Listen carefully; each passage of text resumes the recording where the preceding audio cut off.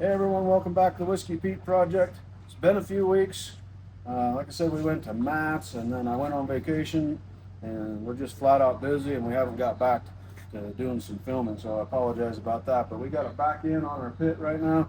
If you remember, we put the brake can on quite a while back. We're going to finish putting the rest of them on today, hopefully. We got some shocks to put on it on the front and air dryer to put on, so we've got a few things going. We're gonna have the guys in the shop work on it a little bit, but try and get some of this bottom fixed up. So stay with us. So there's two really bad things about a Cabover. You should probably know, but I failed to mention. One is you got to get in and out of it. Once you're in there, you're good, but getting in and out is a pain in the butt. The other is that.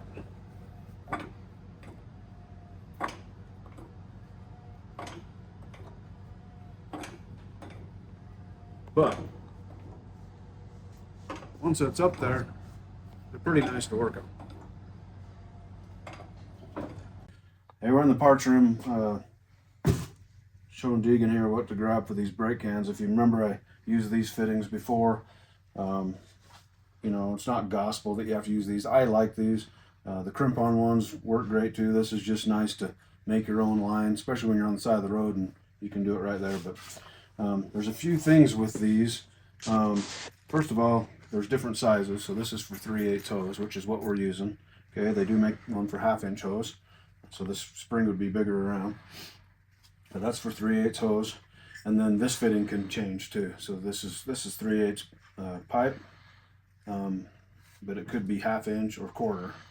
And so we got different ones. So when you're actually doing it, not particularly this truck, but if you're out on the side of the road or whatever, depending upon what you're screwing this into, because this is the same. So you could actually take the one off a 1/2 inch and screw it in there. Put it in this one. And you know, if you got a bigger hole or whatever, so you don't have to bush it, right? Yeah. So just, you can mix and match a little bit with these, is basically what I'm getting at. But you're just gonna take the fitting out. This will screw in where the fitting is now.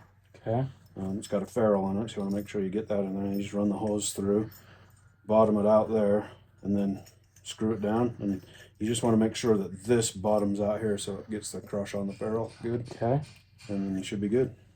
Okay. And then you can just cut the line to whatever, yeah. And you can just kind of route it however you want. So, just so you know, there's different things, right? But we're using 3/8 today, which is the most common that you'll be dealing with. But sometimes you'll run into 1/2 inch or 1/4. Just know that you can swap them around. Swap them? Yep. Okay. Okay. You'll need 2, 4, 6, 8, 10, like 12 of those. Okay. Something like that. So, okay. Cool. Another great thing about a Cabover, especially when it doesn't have an engine in it, is you can change shocks like that. So that's handy. So we got Lucas just sitting in there. And for some reason, amazing as it is, these nuts are coming loose. So generally when something's coming easy, something's wrong. So stay tuned. Something will be wrong. It's usually how it goes. Alright, we got our shocks on the front. Good old Lucas there got his shocks put on. And we're back here at the back, getting these brake cans put on. We got them pulled off. And these aren't all necessarily bad, but we're going to put on what new we can that we don't want to deal with, I guess. We're not going to change every air line until we put some air to it and find some leaks, but these rubber lines are all cracked and stuff, so we're doing a little bit of preventative at the same time. So go ahead and change those out. We got Deegan's sitting up here where our fifth wheel used to be. Putting these in. Yeah, so anyway, if you can see these fittings, we did have questions about these before when we were using them, and I think somebody actually asked for a part number, so we need to get that out for you.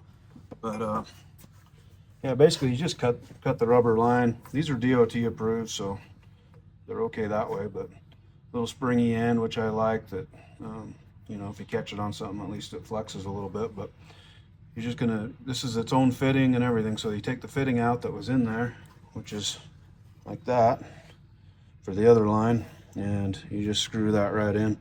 And then these are a reusable end, so when you back it off and pull the line off, you can put it back on. If you decide to change the hose, let's say this hose is broken or cracked, you just pull it, you can pull this off, and all you got to do is put a new ferrule on. You can reuse the spring side, just put a new ferrule on, put it back together.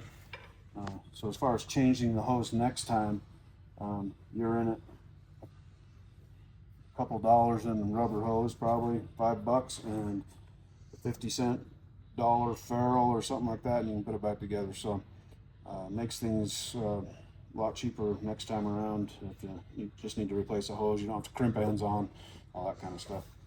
So anyway, not to beat a dead horse, but like I said, it's nice out on the side of the road because you're not trying to measure a hose and get just the right length and back and forth to the shop. You know, we got this in the service truck, and you can just go out and make you a lineup and get a guy going. So I like using them. The crimp ends are good and nice when you can use them and when you're in the shop to be able to measure things and get it crimped right. But all in all, I like using these. Used them for years, so that's what we're doing. So there you go. Let's get there's a part number right there. Part number for you on those.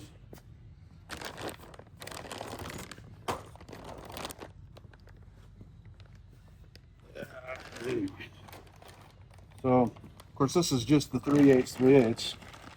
Like I said, there's half inch 3/8. I mean, you're measuring both sides, right? So we got 3/8 pipe, but you can go quarter, half inch here. You can go, I think, down to quarter and half inch there. So, well, that's a big long part number, so I'll just put it on there and you can screenshot your thing or whatever you want to do, but that's what they are. If you've used them and don't like them, so be it, whatever, but that's what we're putting on the old Whiskey Pete. So anyway, we got another can on, we got 2 more. Oh, you got cans, all 4 cans on. Okay, he's moving along. So now we're just doing hoses, and I guess we'll be ready for an air dry. So we'll get this going on the air dry. Cool. And we got Deegan and being inspected by the cat. Must be okay. It left. All right, we're just finishing up for today. Got the air dryer mounted right here. We ended up doing an ADSP dryer.